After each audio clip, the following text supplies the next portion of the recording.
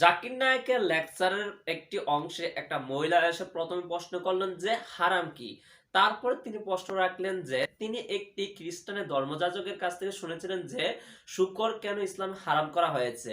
তারপর তিনি একটি উদ্ধৃতি দিলেন, তারপর তিনি বললেন যে শুকর কেন ইসলামে হারাম। তারপর জাকির নায়েক এসে এই উত্তরটা দিয়েছেন। তো তো শুনে আসি যে ডক্টর জাকির নায়েক এই প্রসঙ্গে কি বলেছে। আহ, আমার নাম রেনেলদা এবং আমি একজন খ্রিস্টান। মানে আমি দীর্ঘদিন যাবৎ নিজের মধ্যে একটা খটকা অনুভব করছি। যে প্রশ্নটি আমি আপনাকে করতে চাই সেটি প্রায় এরকম হতে পারে ধারণা, কিংবা এরকম যে আমি মানুষের দ্বারা উদ্বুদ্ধ হয়েছি। আমার প্রথম প্রশ্নের মতো এটা হচ্ছে শূকর সম্পর্কে। মূলত আমি জানতে চাই হারাম কথাটির মানে আসলে কি। মানে ইসলামের মতো ধর্মে এটা কারো বিরুদ্ধে অভিযোগ নয়, কোনো ভুলের জন্য আহ, আমি বলছি না এটা বড় কোনো ভুল। কেন শূকর হারাম? কারণ আমি একটি খ্রিস্টান সম্মেলনে যোগদান করেছিলাম এবং সেখানে বলা হয়েছে, সেখানে একজন ধর্মযাজক যিনি বলেছিলেন ইসলামে শূকর হারাম কেন, তিনি একটি দৃষ্টান্ত দেন।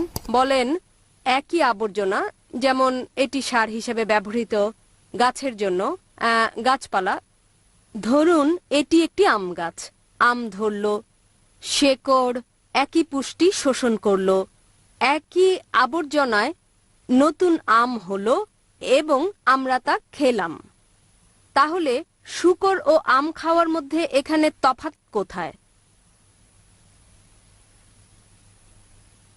বোন একটা প্রশ্ন করলেন যে হারাম কথাটির মানে কি এবং শুকর কেন হারাম ইসলামে। আর তিনি যাজকের দৃষ্টান্ত দিয়েছেন, একজন খ্রিস্টান যাজক যিনি বলেছেন যে সার যা হচ্ছে ময়লা আবর্জনা গাছ শোষণ করে, গাছ বড় হয়, আম ধরে এবং আমরা সে আম খাই।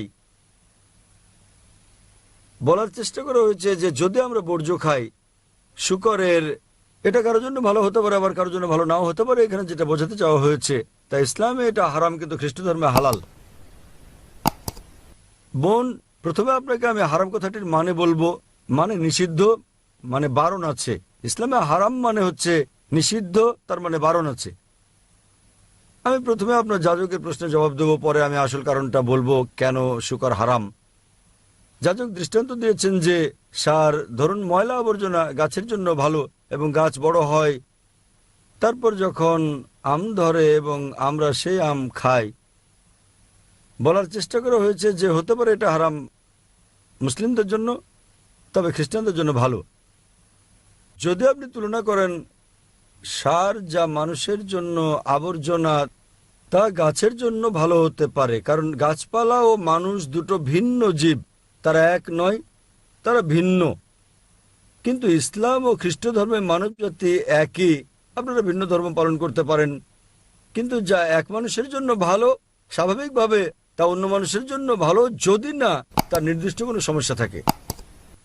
উদাহরণস্বরূপ, যদি তার ডায়াবেটিস থাকে, চিনি তখন তার জন্য ভালো নাও হতে পারে, কিন্তু স্বাভাবিক অবস্থায় চিনি ভালো, এটা আপনাকে দেয় শক্তি। যদি তার কোনো সমস্যা থাকে তাহলে সেটা তার জন্য উপকারী নাও হতে পারে। কিন্তু সাধারণ মানুষের আওতায় যত দূর আসে, সব মানুষের ক্ষেত্রে ভালো মন্দের ব্যাপারটা একই রকম। সুতরাং আপনি এই দৃষ্টান্ত দিতে পারেন না সার কার জন্য ভালো কার জন্য ভালো নয়। আমাদের যা করতে হবে, আমাদেরকে গাইডের কাছে যেতে হবে। গাইড আমাদের কি বলে এবং আমরা বিশ্লেষণ করার চেষ্টা করব গাইড আমাদের কি বলে।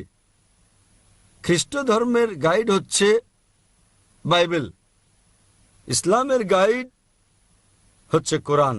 যখন আমরা কোরআন পড়ি, অন্তত 4টি ভিন্ন জায়গায় যেখানে কোরআন বলছে শুকর খাওয়া নিষিদ্ধ। আল্লাহ কোরআনে বলেছেন সূরা বাকারা অধ্যায় নম্বর 2 আয়াত নম্বর 173, সূরা মাইদা অধ্যায় 5 আয়াত নম্বর 3, সূরা আনাম অধ্যায় 6 আয়াত নম্বর 145 এবং সূরা নাহল অধ্যায় 16 আয়াত নম্বর 115।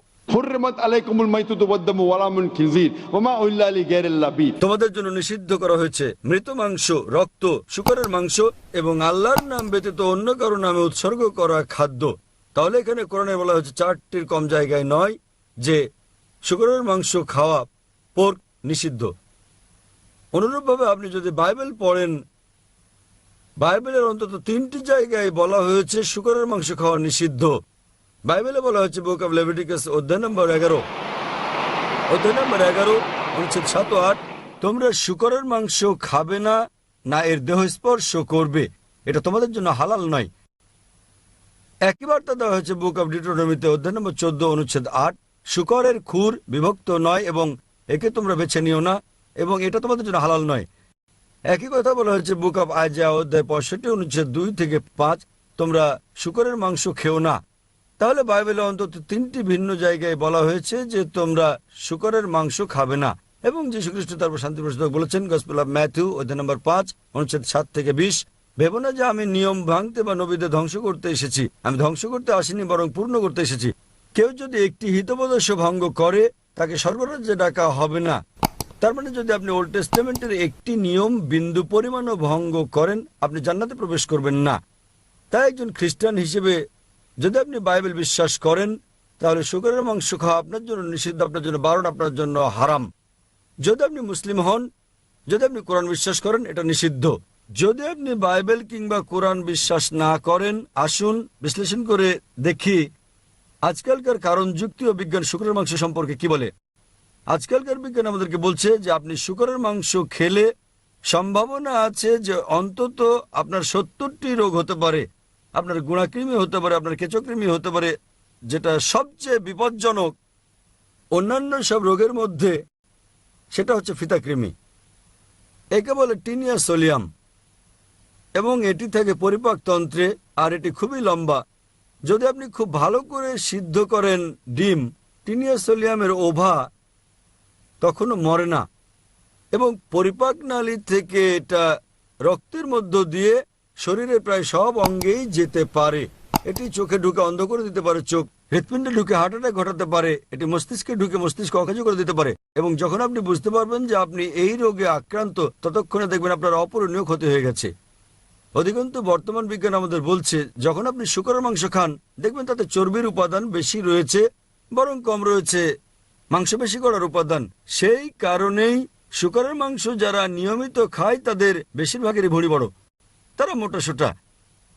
বর্তমান বিজ্ঞান আমাদের বলছে যে শূকরের মাংস খেলে তাদের বেশি সম্ভাবনা থাকে অ্যাথেরোক্লোসিস হওয়ার। অ্যাথেরোক্লোসিস আজকাল বিজ্ঞান আমাদের বলছে যে যদি আপনি নিয়মিত শূকরের মাংস খান আপনার উচ্চ রক্তচাপ হতে পারে। সেজন্য বর্তমানে 50%-এর বেশি আমেরিকান তারা উচ্চ রক্তচাপে ভুগছে, কারণ তাদের বেশিরভাগই শূকর খায়। বর্তমান বিজ্ঞান এটা বলছে যে পৃথিবীর বুকে সবচেয়ে নোংরা প্রাণীর অন্যতম হচ্ছে শূকর। যেখানে আপনি ময়লা আবর্জনা দেখবেন সেখানে শূকর দেখতে পাবেন। বর্তমান বিজ্ঞান এও বলছে যে শূকর পৃথিবীর সবচেয়ে নির্লজ্জ প্রাণীগুলোর অন্যতম। শূকর বর্তমানে পৃথিবীর বুকে সবচেয়ে নির্লজ্জ প্রাণীগুলোর অন্যতম প্রাণী। এরা উপভোগ করে এটা দেখে যে স্বামী স্ত্রীকে, নিজ সহচরকে বন্ধুর সঙ্গে যৌনাচারে দেখে। পাশ্চাত্যের দেশগুলোতে আমরা ডান্স পার্টি দেখতে পাই। ডান্স পার্টির পর স্ত্রী বদল করে নেয় তারা। তুমি আমার স্ত্রীর সঙ্গে ঘুমাবে, আমি তোমার স্ত্রীর সঙ্গে ঘুমাবো। আপনি এটাকে ভদ্রতা ভাববেন? এবং একটা বৈজ্ঞানিক বিষয় আছে যে শূকর খেলে শূকরের মতো আচরণ করে থাকে।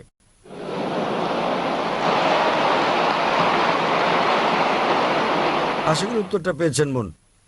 হ্যাঁ, ভেরি গুড।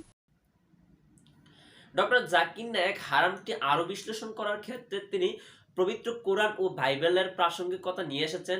পবিত্র কোরআন শরীফে কেন শূকরকে হারাম করেছে এবং বাইবেলে কোথায় শূকরকে হারাম করেছে সেটাও তিনি ব্যাখ্যা ও বিশ্লেষণ করেছেন। তারপরে মহিলাটি মেনে নিতে বাধ্য হয়েছেন যে শূকর সত্যি ইসলামে হারাম এবং এটি আমাদের জন্যে ভালো, কারণ ইসলাম যখন কোনো কিছু নিষিদ্ধ করে তখন আমাদের স্বাস্থ্যের জন্য, বৈজ্ঞানিক যা কথা বলে তা আমাদের স্বাস্থ্যের জন্য উপকার। কারণ যেটাকে হারাম বলেছে যদি সেটা কোনো মানুষ খায় তাহলে দেখা যাচ্ছে যে সেটার থেকে নানা ধরনের রোগ জীবাণু আমাদের দেহে ছড়িয়ে যায়। আর সেক্ষেত্রে শূকরের ব্যতিক্রম নয়। শূকর যদি কেউ খায় শূকরের মাংস তাহলে তার দেহের ভিতরে বিভিন্ন রোগ জীবাণু হয়। এর কারণে ইসলাম এটা নিষিদ্ধ করেছে, যার ফলে মহিলাটি মেনে নিতে বাধ্য হয়েছেন যে শূকর খাওয়া ইসলামে হারাম এবং এটা আমাদের স্বাস্থ্যের জন্য ভালো।